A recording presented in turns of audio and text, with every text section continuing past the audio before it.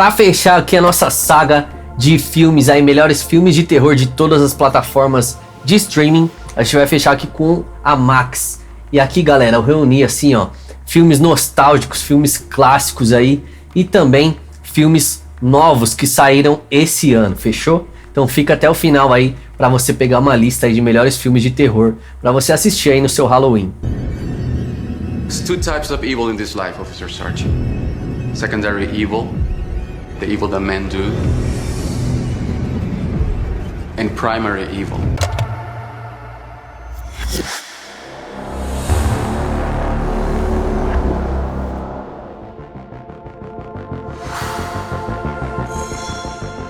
E aí, eu sou o Cauê, você tá no Filmologia, nosso universo cinematográfico aqui do YouTube. Se você não é inscrito, se inscreva, deixa o seu likezão, deixa o comentário aí também, que eu vou estar respondendo todos os comentários, fechou? Começando aqui com dois clássicos dos anos 2000 e eu já vou entregar os dois de uma vez, porque eles são do mesmo diretor e eles têm praticamente a mesma vibe que eu tô falando aqui de Navio Fantasma e 13 Fantasmas. Eles têm a mesma estética, mano, mesma vibe. Você sente assim que você parece que tá assistindo os filmes do mesmo universo, assim, sabe?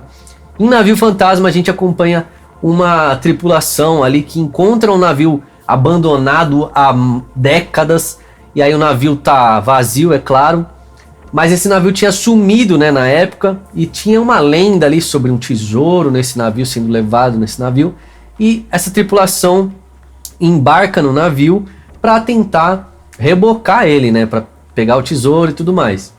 Só que aí quando eles chegam lá, eles percebem que o navio, na verdade, não está abandonado, ele é mal assombrado. Ele está amaldiçoado. Tem seres ali, fantasmas ali, que começam a ir caçar eles. E tem várias cenas clássicas desse filme. Tem uma cena que é muito memorável, uma cena que passa um cabo de aço ali no meio da pista de dança e, cara, sanguinolenta pra caramba essa cena. Já em 13 Fantasmas, o Arthur, ele recebe aí uma herança do tio dele, um tio distante, ele nem conhece direito o cara, e aí essa herança é nada mais nada menos do que uma mansão. E aí ele chega lá, ele mais os dois filhos dele, eles chegam lá e o cara é bem excêntrico, ele mexia com os bagulho oculto, com fantasma e tal, ele caçava fantasma, um cara muito estranho. E aquela casa ali tem toda essa parada aí de ocultismo, fantasmas, e vários fantasmas ali dentro vão começar a caçar essas famílias. Tem um diferencial também nesse filme, que as pessoas só conseguem enxergar os fantasmas se elas usam um óculos especial para isso, que na época assim dos anos 2000 isso era muito da hora. Ainda hoje eu acho um conceito assim, tipo, lógico, é bem batido, mas pra época assim você releva e você acha da hora assim também, sabe? Como eu falei, os filmes carregam toda a estética anos 2000, uma parada que só existiu lá. É uma criatura meio feia assim, como você vê lá em Segredo da Cabana ou Hellraiser, tem toda uma estética assim as criaturas, e aqui os fantasmas também têm essa estética. Mas é um filme que rende ainda bons sustos, uma atmosfera da hora, é como se fosse assim, uma sessão da tarde para adulto, sabe? Você consegue acompanhar, é fluida a história, mas não é aquele terrorzão brabo, porque, claro, anos 2000, algumas coisas ficaram datadas, mas ainda assim vale a pena demais assistir. Segundo da lista, Livrai-nos do Mal, cara, esse filme aqui, quando estreou, velho, foi tipo assim, um boom, porque ele falava que trazia histórias baseadas aí em fatos reais, e o policial ali, o Ralph Sarchi, ele confirma isso, ele diz que ele vivenciou essas coisas, e cara, o filme, mano, ele é pesadão, sabe, de terror com exorcismo, e ele traz aí esse policial que na mesma semana se depara com dois casos muito estranhos. Um desses casos, a mãe abandonou um filho ali no lixo, um bebê, e outro, a mãe joga o filho dentro da jaula dos leões. Ele fica sem entender, tipo, por que isso está acontecendo e tal. Aí entra um padre aí na jogada para eles tentarem entender, e aparentemente é por conta de uma ação aí demoníaca. E mano, o filme, ele traz muito uma referência assim de Exorcista, do filme, né, o Exorcista. Quando o quarto ali da menina começa tudo zoar ali, tudo sair voando e tal. Tem cenas parecidas com essa aqui no filme Livrai-nos do Mal. E é um filmão, mano. É um filme, mano, que dá susto, dá medo e tal. Tem uma atmosfera bem dark. Então vale a pena demais assistir também.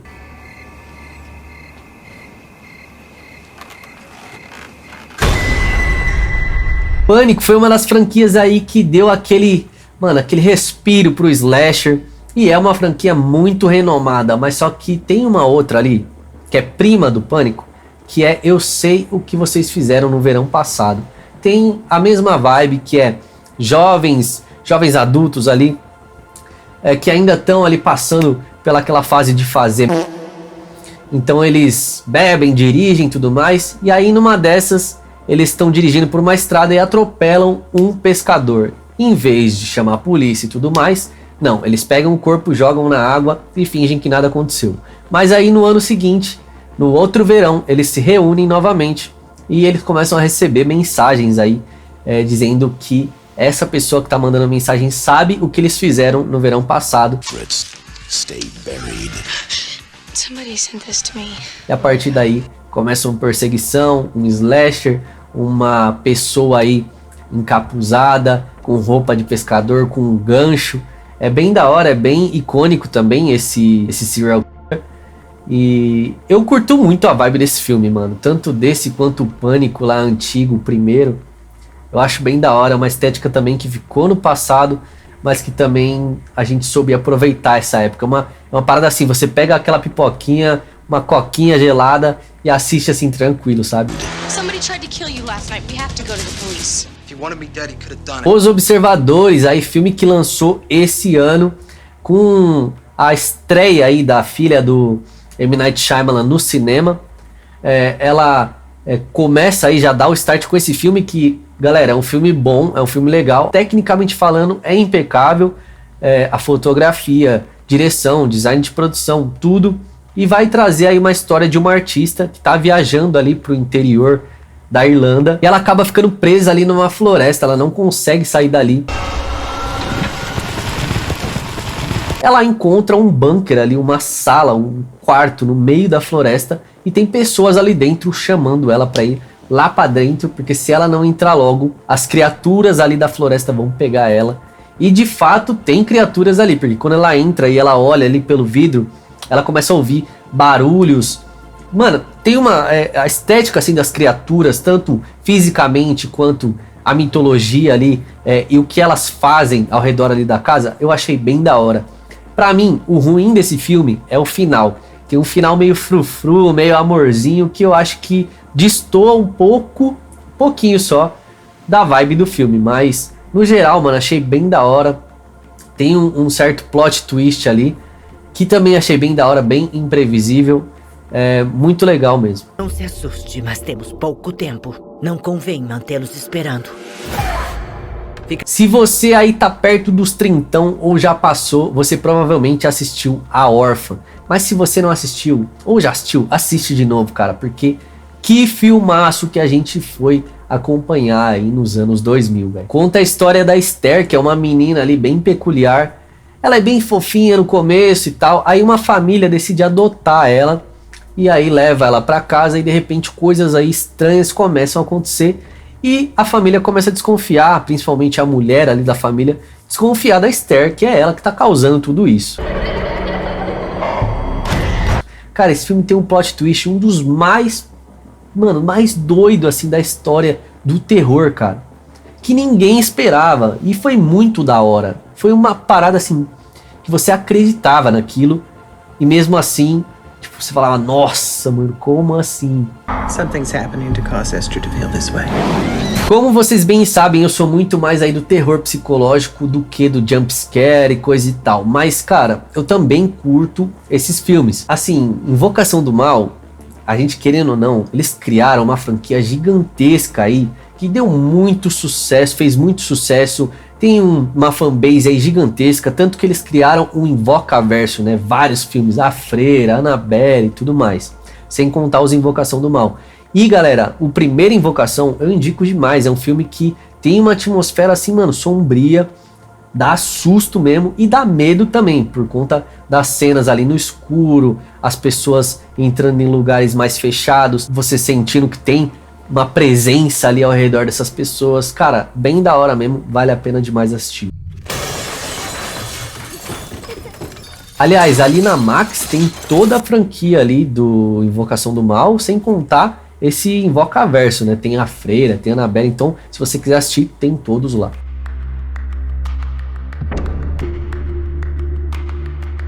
No último vídeo aí do Prime Video eu indiquei o filme REC, que é um filme espanhol aí de infestação zumbi. E quem não sabe aí tem o filme estadunidense, que é o Quarentena. Cara, também é um filmaço, é bem parecido, né, porque é um remake.